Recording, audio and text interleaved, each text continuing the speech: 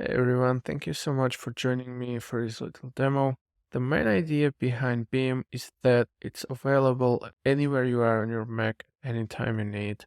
So now that I'm working on some code, I can press a hotkey and it opens this chat window where I can use ChatGPT. And it doesn't really matter where you are, even if you're watching a video or you're in full screen, split screen, whatever, just press a hotkey. It's there. You can move it around. You can resize, and it doesn't interfere with your work. You just click away and you continue working. So it kind of removes this process of having a browser open at all times. You need to sign in. Basically, leave your work. That's what was the reason for me to create something like this. So let me show you some other features. For example, the profiles, it's the feature that I use all the time.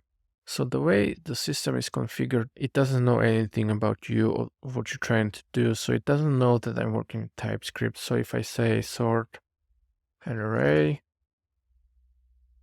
it doesn't know like what programming language to use and so on. So Vim, you can type add TypeScript, and this is the profile that I've created a few moments ago. You can create any profile you need. But now if I say sort an array, it already knows that we are dealing with TypeScript and it's going to create an example for me. So I just stopped it right there. Now, say I need to ask a question about Swift UI. So I've changed the system prompt to Swift UI. And if I say sort an array, again, it knows that we are dealing with Swift and going to suggest some code some for me. So this process of switching the profile is pretty simple. You just type add something. I have things like proofreading here, so it can proofread things for me. And it's really seamless experience to switch between those profiles. Now, another thing that I do very often are templates. So for example, you want to write an email, you have a prompt for it, but every time you need to copy and paste it and replace things inside. With Beam, you can do / type the prompt name, and as you can see, it creates a form like this for you. Now, the way it works is that the variables that are to be filled in are wrapped inside the square brackets, and Beam then creates a form for it. So now I can say my boss, ChatGPT is great and tone friendly. Now I press enter and it already drafts an email for me. That's quite handy.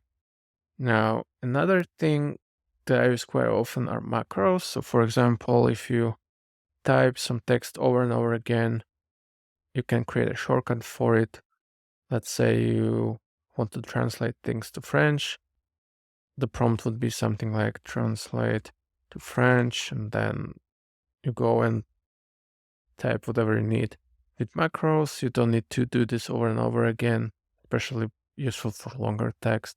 So you can create, you can say !FR, and as you can see, it expands to translate to French, or have some longer things here, so it expands to full sentences really quickly. So it's pretty handy. Another thing that I would like to show you is the editor itself. So we have a window like this where you can edit those things that I've shown you. But so many apps that work with ChatGPT, they don't give you access to those properties. For example, things like max tokens or temperature or history size. And here you can adjust those things.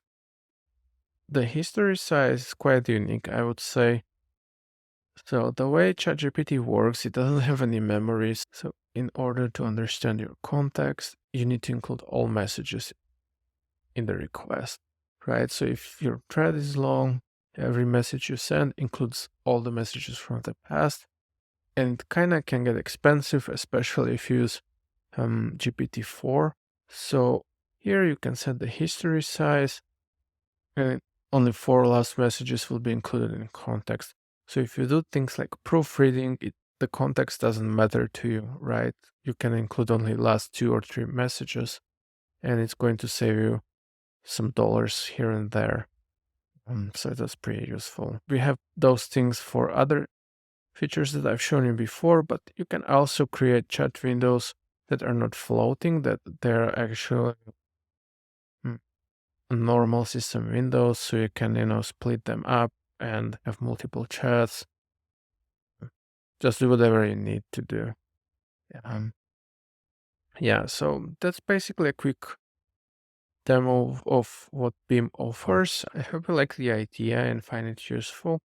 Uh, I built this app for myself, especially because for me, having this hotkey and being able to ask the question immediately when it pops up without leaving my work is kind of cool. And uh, I don't know. Let me know if you find this useful. If you like this idea, I mean, I appreciate any feedback really, even if it's like a bad feedback. We are kind of getting started here, so really appreciate your help and thank you so much for being here with me. Cheers.